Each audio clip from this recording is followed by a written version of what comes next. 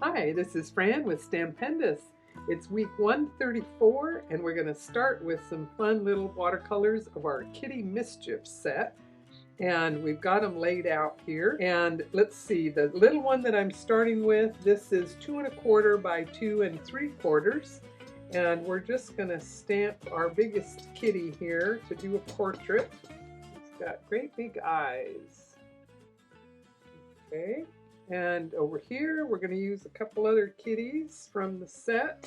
This panel is 2¾ by 4¼ and that gives us room for this little kitty to be pestering his little buddy here. And then for this one, we're going to stamp our kitty again here. I'm going to move them a little bit higher up on the paper. And this one is about a 3 by 4" panel. And we're going to take our poppy stamps. I'm going to ink only part of the stamp. I'm going to wipe away the small part of that one. You can see that lets me bring it up close here. And just to be sure, I'm going to mask if my stamp were dirty from before. It might give me a ghost of a bit there, okay? And now with the other end and the smaller stamps, I'm going to just stamp off the edge here. Before I move this out of the way, I want you to notice the little backdrop here to this card. So I just took a panel of craft paper and I stamped in black, and if you can see, I intentionally stamped from the outer edges so that you could see the little faces all the way around, and it fit together pretty good. There's some open area in the middle, but that gets covered, so it really makes the border nice to see all the little faces peeking out. Now, of course, you may want to paint your kitty to look like the markings of your kitty. And you should be able to do that with some color changes, perhaps. But for what we're going to do here, I'll show you an easy method of doing it, and then you can shift the colors and some of the markings as you wish. Okay, so we've got the colors as they were left from our last projects. And this actually is a really nice orangey brown. So I'm going to preserve some of that shade in this compartment that's kind of my orangey brown area. And here was a bit of a darker brown. Plus I need some gray black. So knowing that this is mostly out of view, I'm going to gather some of it from that compartment and add it to this blackish color down here in the corner that I had pre-mixed. And I'm going to put some in here to have as an easy to grab gray. And then here I want a light, more of a tan color. And again, I don't want to contaminate my yellow on that part of the palette, so use a clean brush. Okay, so I'm going to test each of these colors just to see what they look like. And now's the time to kind of get several different colors that you're happy with. That seemed to need a little bit more of a brown tone to tone it down, and a bit more yellow. Okay, that's probably better. And here I am splashing. Okay, and then let's see what our brown looks like. Okay, and I can already tell my gray black some work here, although that looks kind of green. I'm adding some more of the rose, which should be the complement, and that should neutralize.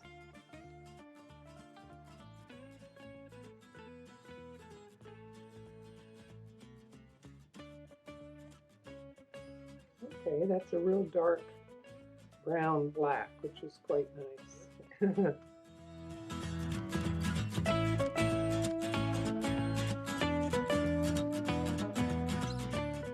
Okay, so first a light wash, my lightest color, lightest value, and get some of these areas wet.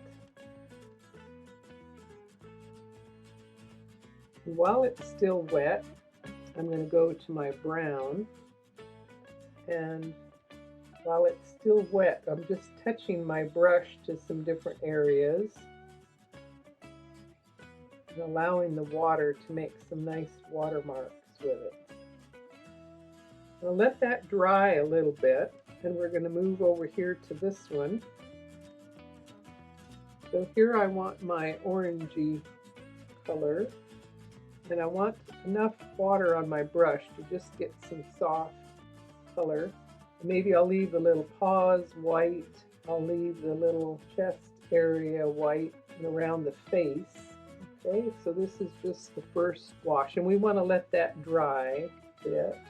So if we want soft little stripes, if you come back in while it's wet, they will be soft. Let's do it while it's still damp here. So I'm following kind of a curved plan here, including on the tail, and then curving this way on the little paws. I'll do a little bit more to darken down in here between the tail and that. Okay.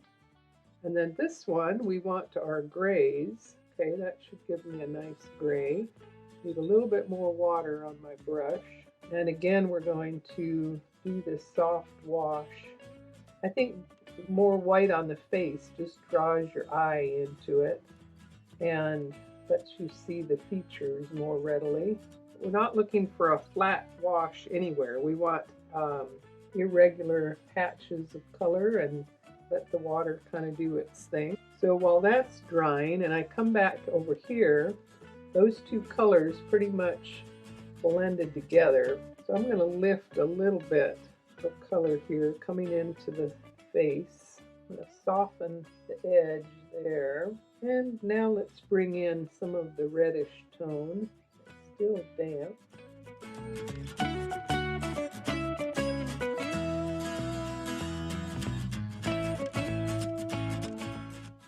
Let that dry. We're going to have these little kitties playing outside. So I'll mix a nice soft green here. Maybe I'll brighten it up a bit more with this other shade of green. The yellow with the phthalo gives me some different shades. Okay, so I'm going to first just do a quick wash that kind of ties them together here with our little field.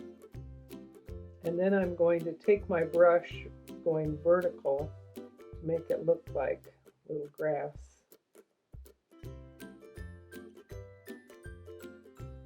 Okay, and just the illusion of that works quite nicely. While we've got this lovely green, let's give this little kitty some green eyes.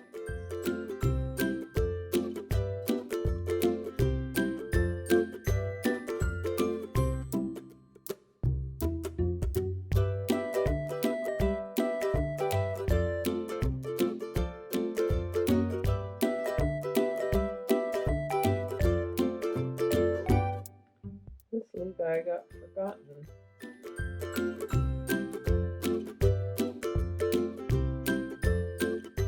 I'll mention on this one, on the craft paper, I just used a brown color pencil to do just a little bit of shading. And since it wasn't watercolor paper, it didn't seem to be worth the effort to do the real wet approach. So now with a drier brush and a dark contrasting gray, let's do some little tiny brush strokes.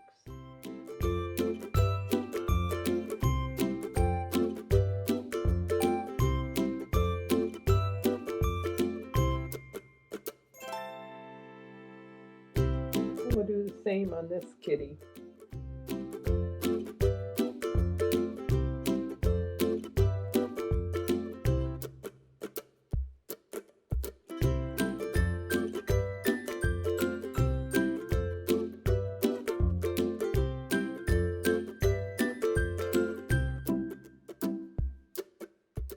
It actually helps to find an area that is dried a bit, so I can hold that detail. Now with this one, it's dried quite a bit lighter.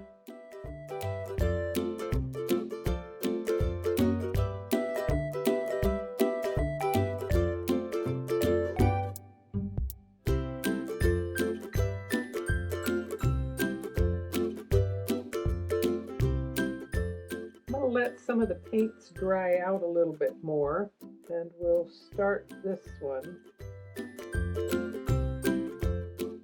So this one I'm going to use more water and let things kind of flow a little bit more on their own. So start with my bit of lighter color, let them just kind of run together a little bit more.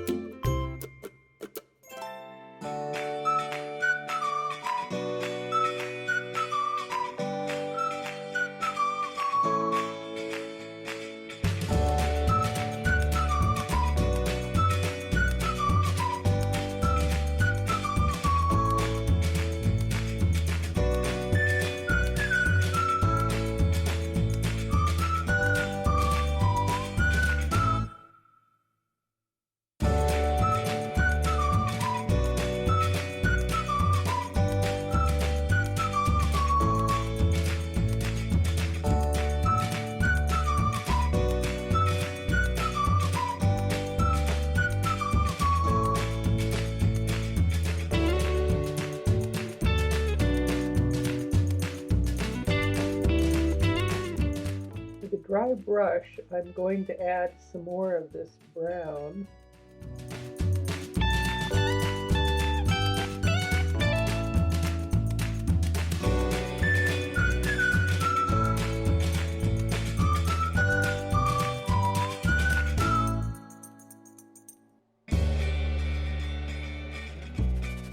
And then I'll do the same with a real dark brown black here.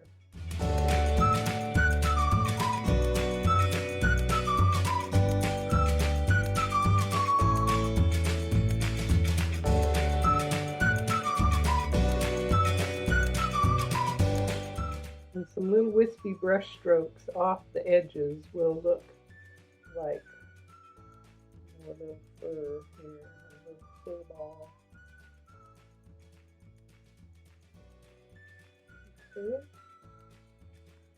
Okay, and over here we still have some areas wet. This straight line I'll soften.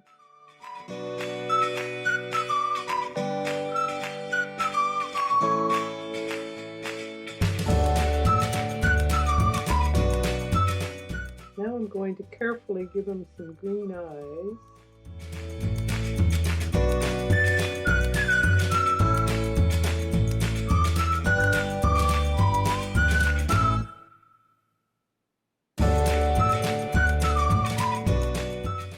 And now we'll move into painting the poppies of this one with the next little project. We're going to do some beautiful poppy fields. This would make a lovely bookmark to have an even longer panel. There's a nice little puffy cloud in the set. And now we've given you a whole array of poppies that go from large in the foreground to smaller. And there's another little tiny piece that gives you some even smaller poppies that you can stamp a couple of times to look like they're smaller and smaller into the distance. So let's mix up some rose and get a nice puddle of rose and a nice puddle of scarlet. And we'll use the two of them wet on wet here to create our lovely poppies. So I've got the scarlet on my brush, and it is a very beautifully intense color here. And I'm going to shift from there to my rose and let the two mix together. It's really beautifully vivid color here. And I'm painting some in between. And since that was pretty intense color and this was lighter washes, I'm going to take my damp brush and lift and soften to kind of create some highlights here and there. And I'm going over the lines. This is just creating a whole little field of flowers here that our kitty is sitting behind. And now with some intense of the rose, I'll darken some centers. I didn't think about that when looking at this. I hadn't done the blue sky yet, but we'll let that dry. Now we'll do similar approach over here. Okay, so again, I'm assuming my light from this side, and I'll start with a lighter scarlet wash here. Then I just get to doing smaller little dabs of color off in the distance, and this will give us the illusion of the entire field of poppies.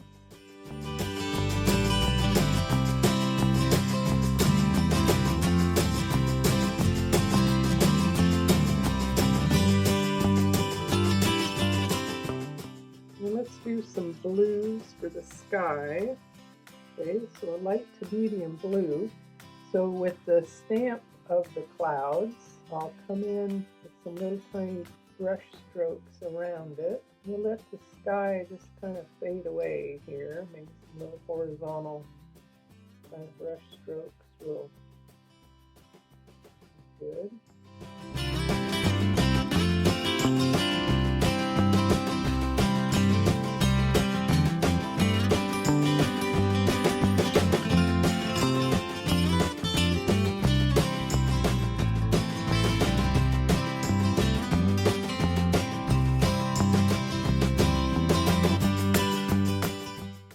Some white, soften. So let's mix some olive green.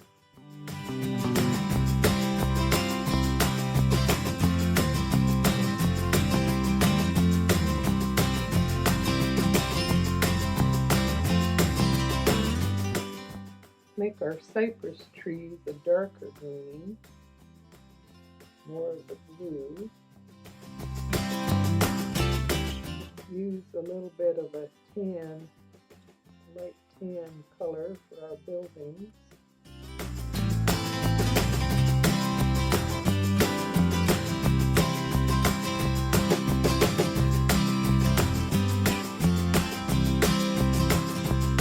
Let's get the little shrubbery. If we do a little bit more of a lavender or blue color, this is going to look more like some hills off in the distance, and lighten that. Kind of stalling to make sure that's dry, but I want some red-brown roofs here.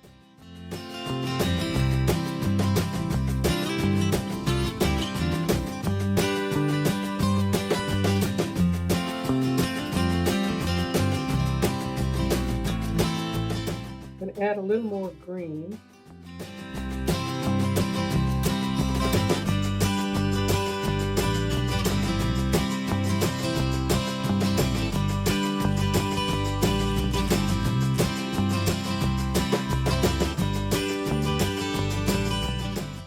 I'm doing this just to, I can touch a couple of little spots that were white, but otherwise just do some green out to the edges. And it gives you a nice illusion of the field. On the kitty's eyes, since I have this shade of darker green, we'll add just a shadowing to give the eyes more dimension. So take a look at our finished gallery.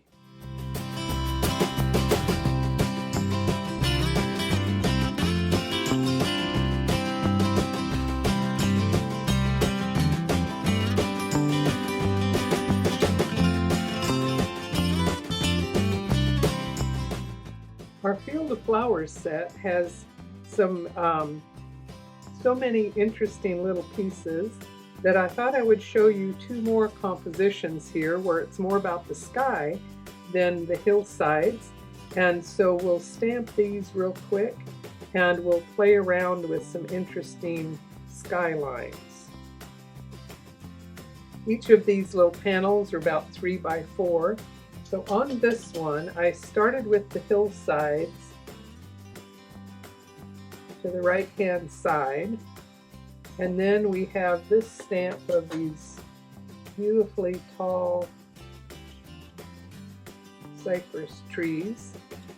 And I really, the first time, hadn't really planned where I would go from there. And I could have done some more trees, but I found I could make this hillside continue on the other side, and I'm just going to hold some paper to cover that little edge.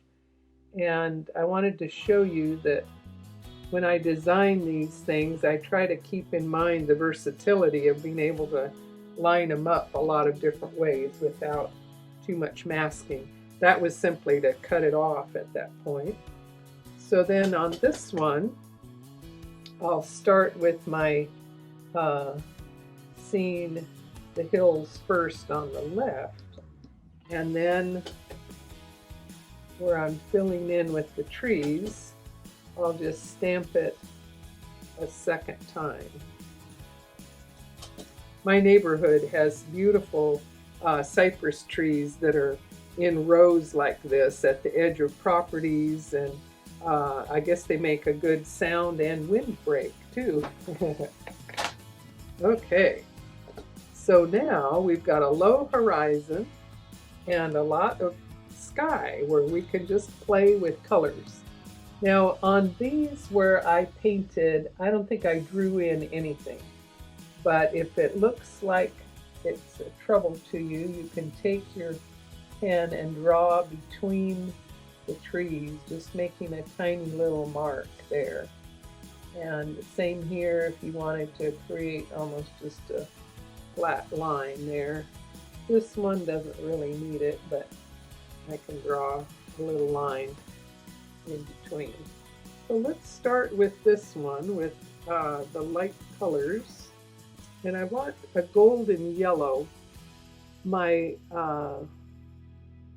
lemon in the palette, you know, the yellow over here is quite light, and I wanted it to be a little bit more of a wheat color.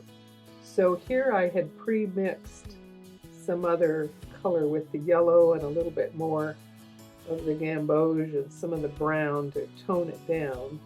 Let's see what we've got here for those hills.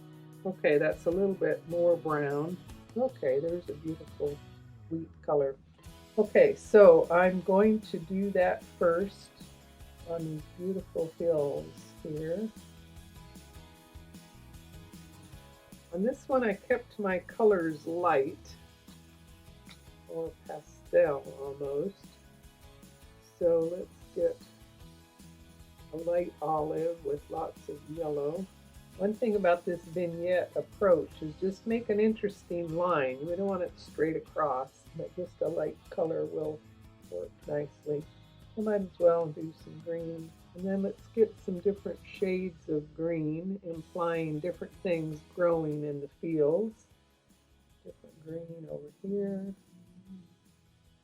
And then in this hill back here, let's go to our lavender purples. Magenta kind of color off in the distance.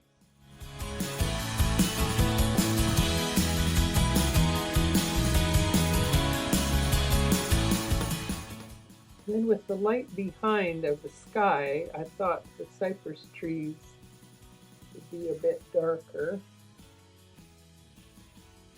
or at least at their core. I'm kind of leaving the edges lighter. And then this is that fun little trick with shadows.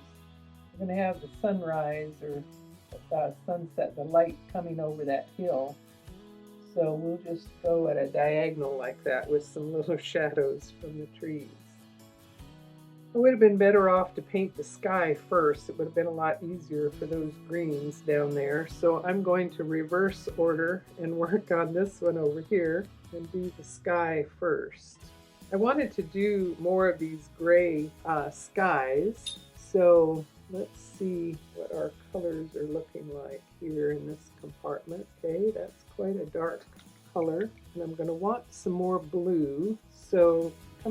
back to my gray-black compartment here. I'll mix up some more gray, heavy on the blue. That's a nice color. Okay. So I'm going to, with a very wet brush, I'm going to establish the area of my sky. I don't have to get it all entirely wet, and you can't see it, but as we flood this color in, it'll find its way. Ooh, that's a nice kind of a purpley blue. Knowing that this is going to dry lighter, I'm going to be bold and add even darker bit of color here, wet on wet.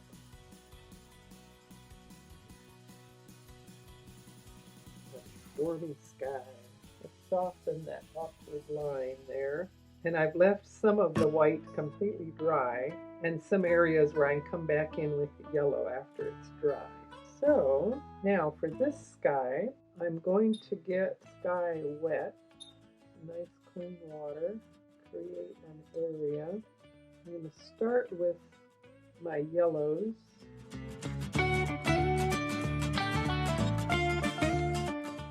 Mix a purpley color. Let's get some purple and some more magenta.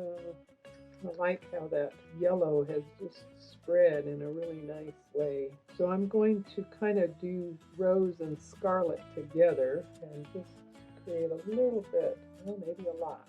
Again, it's going to dry a lot lighter than that. Mix these two together here.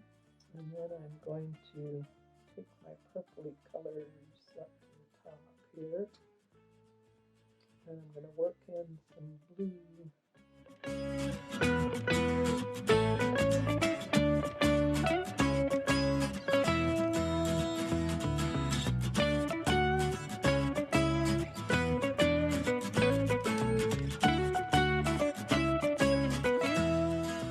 Yeah, so that one is very colorful. And this one is more subdued. But now all we're going to do is add just a little bit of yellow. Now that it's dry.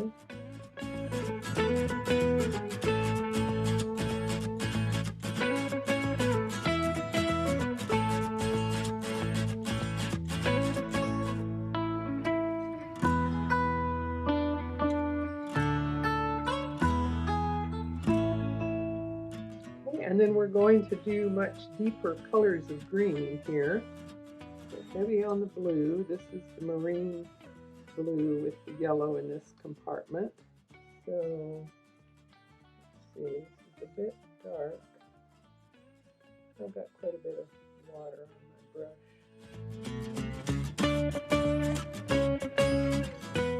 And as it pulls away from that edge is actually good because it's going to lighten it there. Then we're going to lighten a little bit lighter shade of green for the next hills here. And we're going to let some of the yellow of the sky play into, yeah, here we go. I'm going to do just a little bit on the edge of these trees. The other day in the park, I was studying the shadows of a row of cypress trees where the hill sloped down at a curve to a walkway down below. And so the shadows as they hit the hillside were all following that curve. So it was like curved stripes. It was really quite interesting.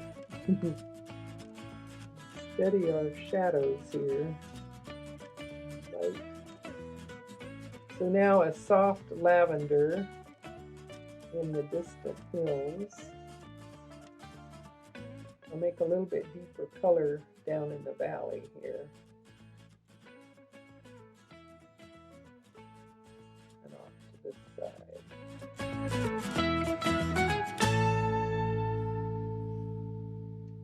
And now with an even darker green, I'll come back just thinking like the core darkest area of each of these trees. Okay? And now for fun, we're going to cast some shadows with this as our light source. These lines are going to go that way, and these are going to go this direction. Isn't that fun? Okay, that's, it's fun to play when you're working on such a small scale, and you can just get the feel of interesting options and possibilities here. And this one, my colors are quite vivid there on the orange, and I could leave that as, a dramatic, fun look to it that's could be that much color. Or I might come back in and soften that orange just a little bit by lifting some color. I may get some funny dry marks from that, but we'll blot it. And so there we go. So thanks for watching, and I hope you'll have some fun when you're ready to try some of these paintings and take a look at our gallery where we finished everything off into some finished cards for you that you can enjoy sending as friendship, a birthday. You can make them any occasion you like. So hope you're having fun with your watercolor. Thanks for watching. Bye-bye.